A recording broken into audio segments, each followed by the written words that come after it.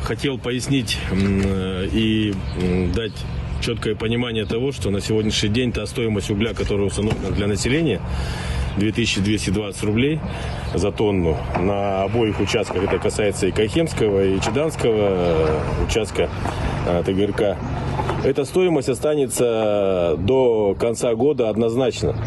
В соответствии с принятым постановлением правительства Республики Тыва, эта стоимость утверждена до конца года, до следующего периода регулирования.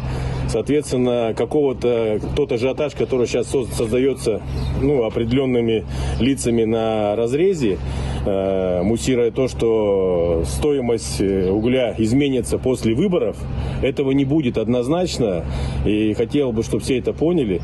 И не создавать вот этот ажиотаж, который сейчас там есть.